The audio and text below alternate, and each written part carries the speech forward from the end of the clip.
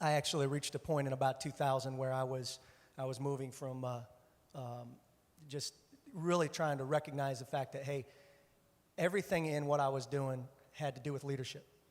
I saw where the business world, everything was living and dying on leadership.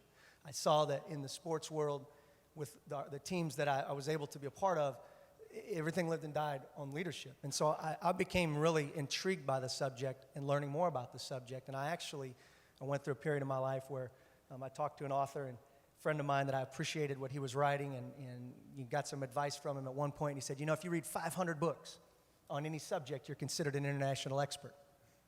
So I thought, here I am. I'm working 40, 50, 60 hours in the business world, 40, 50, 60 hours at the same time in the sports world, trying to make it in both of these things. I'm married at the time, but that's easy.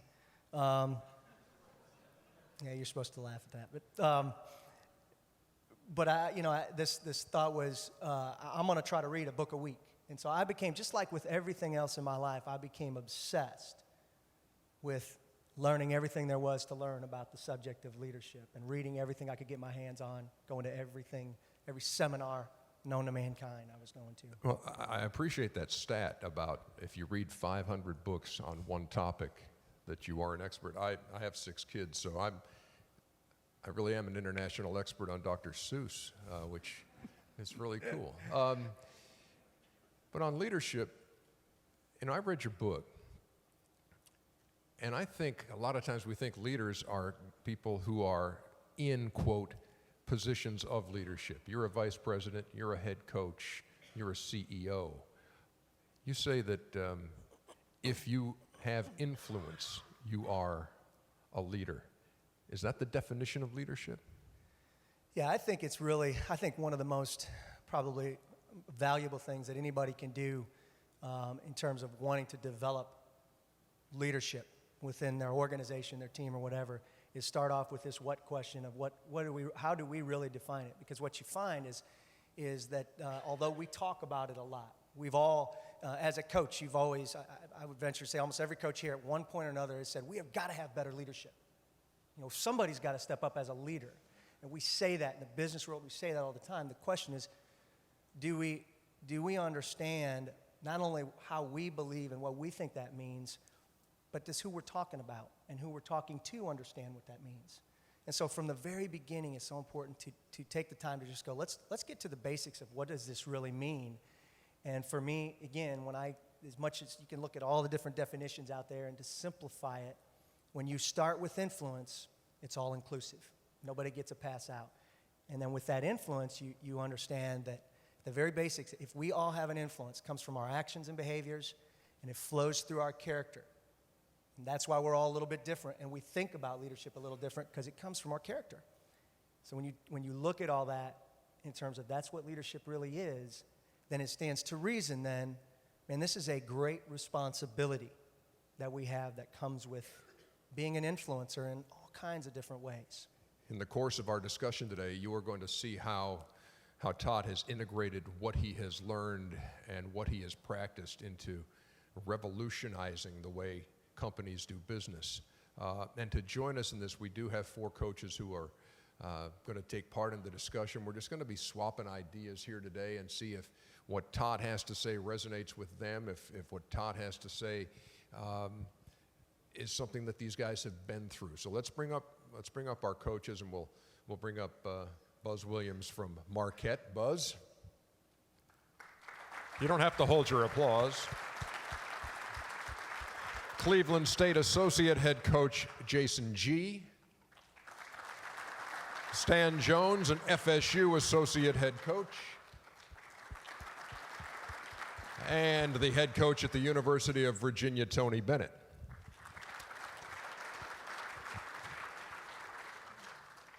Everybody have a mic? What we may have you do, we'll have some sharing of microphones in the course of the day. Okay, you need to pay attention to the screens because the first thing we want to, I appreciate fine art as much as the next guy. And what? Laugh at that. And here's some fine art for you right here. And this is really at the crux of what, of Todd's message today. So explain the stick man to me.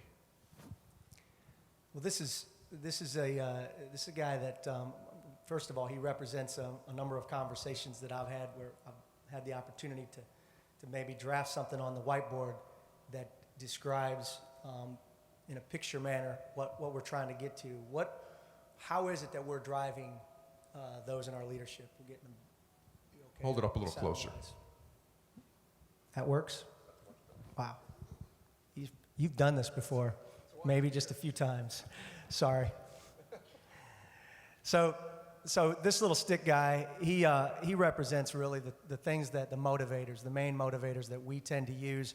And again, whether we're in the business world or the sports world, on one hand, you have this hatchet, which represents fear.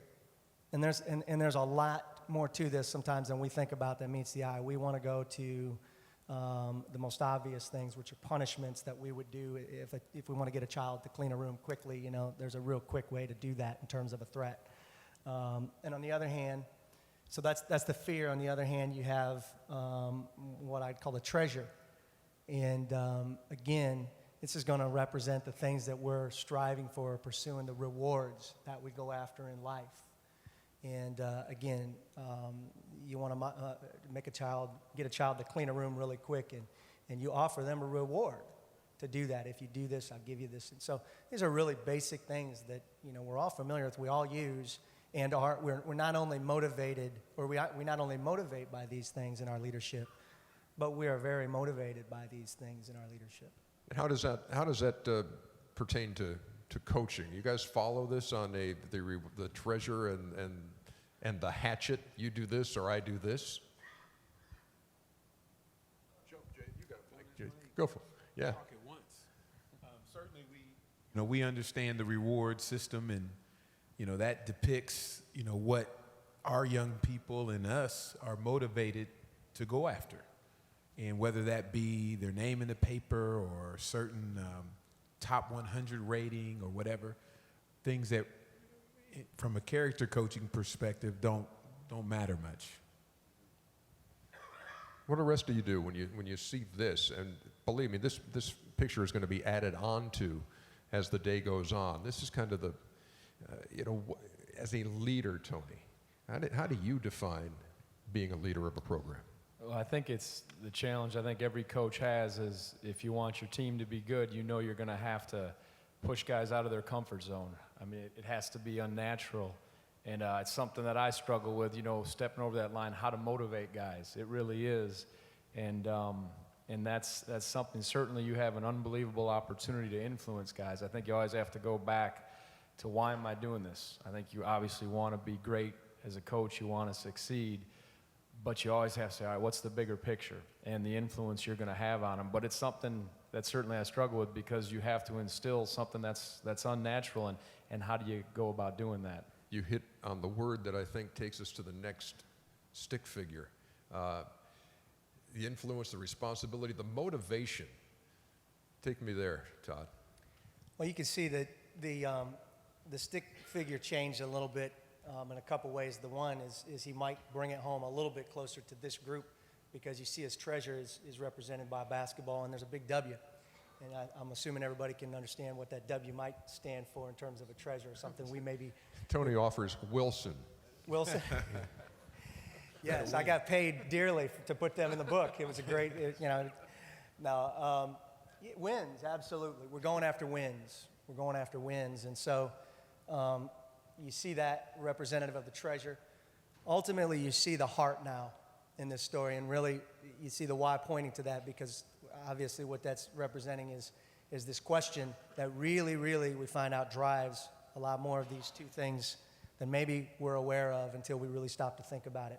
The one thing I like to tell folks when we talk about the heart, leading from the heart, the fact of the matter is, remember I gave the definition of leadership that goes back and really it goes through these actions and behaviors which are derived from our character, right? And all of us, it's coming from our character. We know the character that's heart. That's what we're talking about. The fact of the matter is, as much as so many of us talk about leading from the heart, we want to lead from the heart. That coach doesn't. That coach does. Every single person in here leads from the heart. Everybody in here leads from the heart. Just depends where that heart really is. And so what this is a representative of, where you start to get into in the book is this what is really lying in my heart? How am I really leading? What's my real why behind the driving things I'm doing? Why don't you share that mic with Buzz? And Buzz, you can tell us why you do what you do. I agree. I agree with what he said. I can't articulate it in the same manner, but I think that your heart as a leader and what has transpired prior to being appointed from a worldly perspective as a leader is why your heart is what it is. And then I think those that you are leading, you have to study, spend time, develop a relationship on whoever it is that you're leading, what has transpired with their heart prior to their arrival of you leading them. So, you know, relative to us and what we're doing, what happened prior to becoming a coach? What happened along the path of being an assistant coach at an NAIA school in Indiana? And then you become the head coach at that same school. And then as you go out and recruit those kids to play there, what's their heart? What's their story? And I think that, you know, what I would deem fear and rewards is not necessarily what the 18-year-old kid that we're recruiting would deem fear and rewards. And so now all of a sudden the words that I use that I think are impactful relative to fear and rewards may be opposite in that kid's perspective. And so I understand the fear, I understand the rewards, I understand the wins, but I think in the end it all comes down to your heart, to your character. Stan, how do you connect those hearts? How do you connect your heart with the heart of an 18-year-old kid and make that connection that makes a player-coach relationship special and not, boy, this is really hard work. I've had this kid for X number of years and we still can't connect? Well, I think all that starts with making sure your own heart's right and you know your own heart and you really examine yourself before you try to put yourself in front of your subordinates who you're trying to inspire, influence, and raise the level of their life. It all starts with your own personal relationship with the Lord and your spiritual walk and where you are. And if you follow that mantra in your life of knowing yourself, then it's much easier to go into somebody else's world and figure out what part of life they're having that you can relate to from where you're coming from. So it starts with yourself, and then being able not just to, a lot of times as coaches, we try to coach the mind all the time. We're coaching how to do something, and I think the really effective coaches and leaders in our business are able to coach the heart and connect the two, and I think that comes from starting with ourselves and then taking the time to really realize I got to go beyond just the X's and O's, and I got to go into their world a little bit and figure out a way to find a connection so we can talk on the same level. Go ahead, Jayson. Just piggybacking on the concept and the mindset of it starts with that leader and his heart and who's holding him accountable, who's asking him tough questions, who's preparing his mind, where is his focus at. And then once you have him with a direct access to God, then even though these student athletes are different and come from different backgrounds, you literally ask him, pray for a favor, and that's what he grants you. You know, the favor of God that you have dedicated your life to Christ and you have accountability on your life to keep your heart straight and examine yourself on a consistent basis. That favor then turns into being able to communicate with them and getting them excited about it. But they've got to see it in your heart. So it's a constant process and practice and exercise to make sure your heart is right so you're impacting theirs. Todd, tell me what was the moment where everything turned for you? Well, I had gone through, obviously, again, as I mentioned, pursuing success in the sports world, pursuing success in the business world, and which took me all the way up to about 2002. And it wasn't until I had a kind of a time in my life where I really found myself hurting pretty bad. And I mean, I was struggling. And really, the check for me was I was struggling physically. I wasn't taking care of myself at all. I mean, I was absolutely abusing my body in terms of just trying to kill myself to get to the top. I was struggling emotionally. I was suffering emotionally, I should say. And it wasn't known by a lot of people around me. Most of the time, a lot of the time, well, people won't recognize when you're really maybe not healthy emotionally. But I had a quick trigger, and there were things that were going on maybe on the inside that really indicated that to me. I was struggling financially. And when I say that, I say it didn't have anything to do with how much I had or how much I didn't have.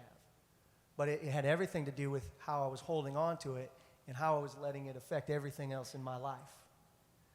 And then, of course, as I'm struggling with all those areas, I'm naturally struggling relationally.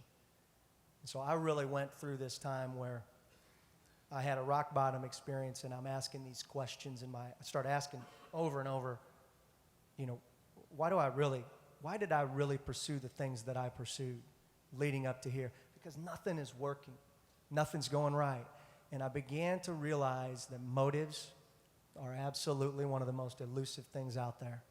They're absolutely elusive. And in my life, when I went back and thought of myself as a basketball player, trying to be the best that I could be, and if people would have said, why do you want to be this great basketball player? Well, there was a part of me, because my faith was important even way back when I was in high school.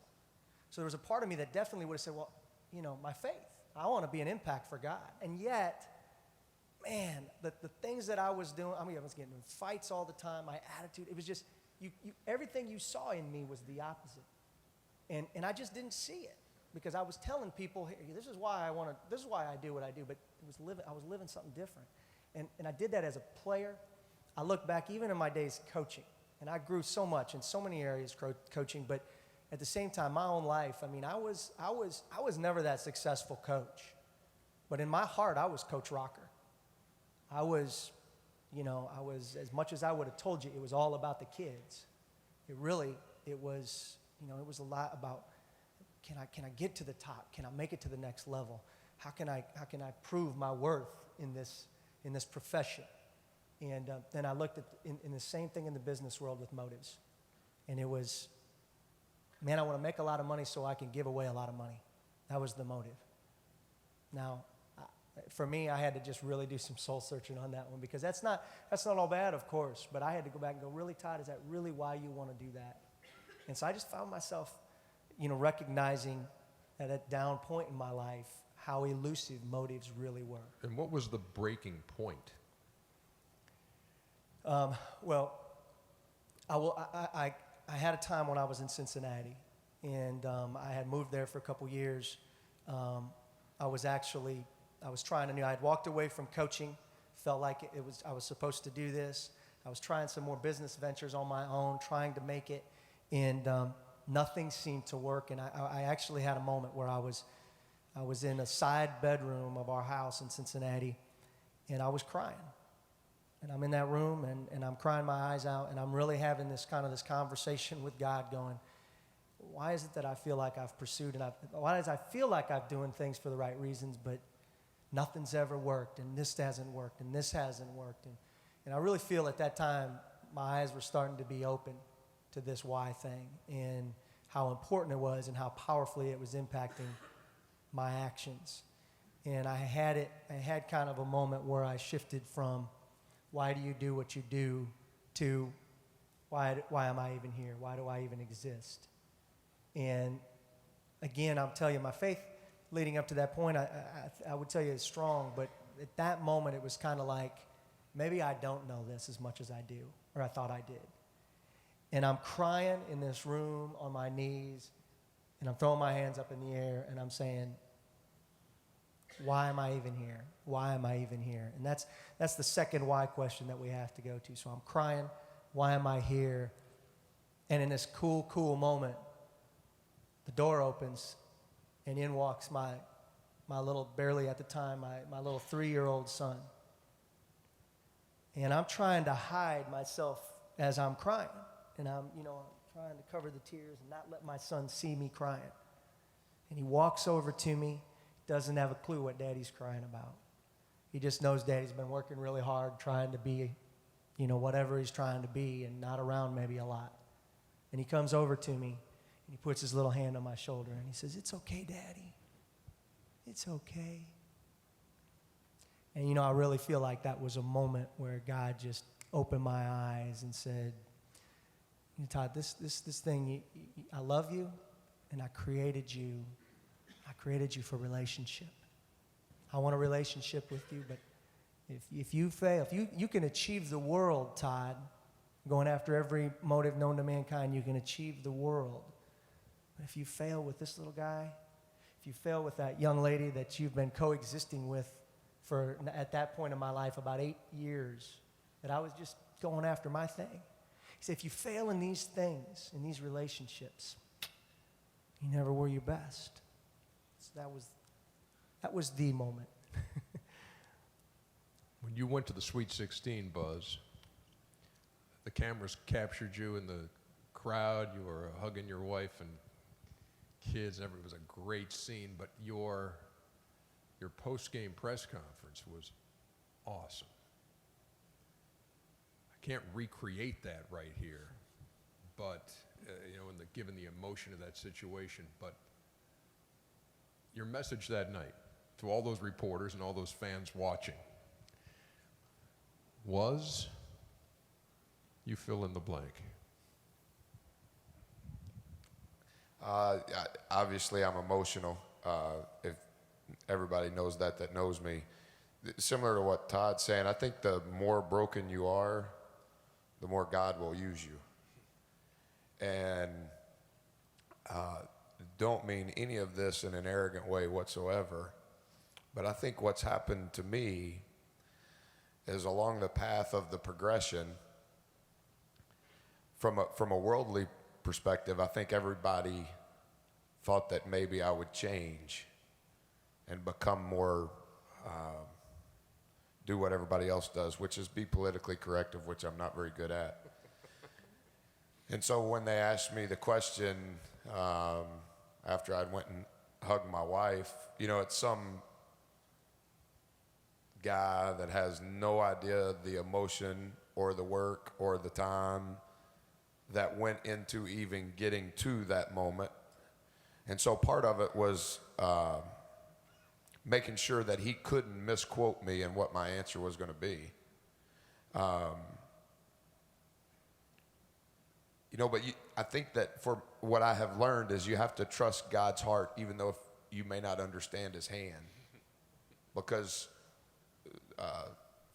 4.5 years ago, I resigned as the head coach at the University of New Orleans, and it was all over everywhere, career suicide. That's what ESPN wrote. That's what everybody said. That's leper-like was, and so you can't recreate that emotion. But that morning, I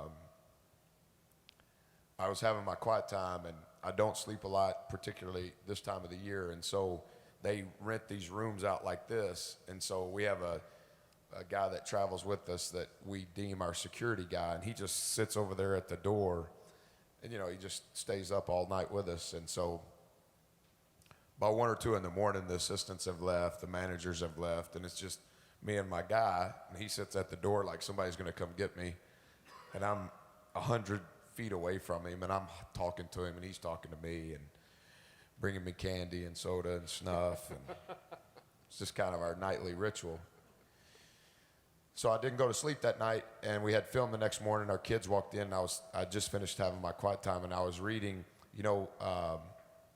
right before they crossed the Jordan River, and it was saying that, and somebody could articulate this better than I could too, but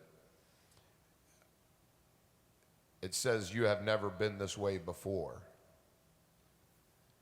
And then you go down a few more verses, and it's the Lord of all the earth. Of course, I've heard that song forever. And then like 2 verses later, the Lord of all the earth. And of course, kids are nervous that you're coaching. Your wife's nervous because she doesn't want you to be in a bad mood after the game. My kids don't know what to say to me. My children, good luck. And so it's just like weird. All of it's weird. And so our players came in, and I read them the scripture. And I was explaining to them, now, somebody can tell you this better, but I'm going to tell you how I understand it. And it says, you have never been this way before. And so much of what I feel like I'm going through, I've never been this way before. And I don't know what God has in store, but I know that this is what God has ordained, otherwise it wouldn't be happening. And so it's incredible the response that you get through the mail, through text messages, through emails, when you say things like that, like what I said in the post game. And really all that I said was, why do you coach? Is it fear? Is it reward? How do you coach? You know, how do we get guys, like Tony was saying, you know, you got to push them to be in an uncomfortable state. So that's what my answer was. And that's what I believe. And so I've never been this way before. But the world, you know, we're supposed to go, yeah, I've been here. I know what's what. And I know what I'm doing. And I got it all figured out. And it's fear and it's rewards and it's, no, it's not. Shut up. You haven't been this way before. I'm the Lord of all the earth. And so I just said what I believed. Kind of from the heart. It's your turn. Next 5 or 10 minutes. Breaking points, motives, those moments of indecision, those times of crying out, why am I doing what I'm doing? Talk amongst yourselves. We'll be back at you in another 5 or 10 minutes.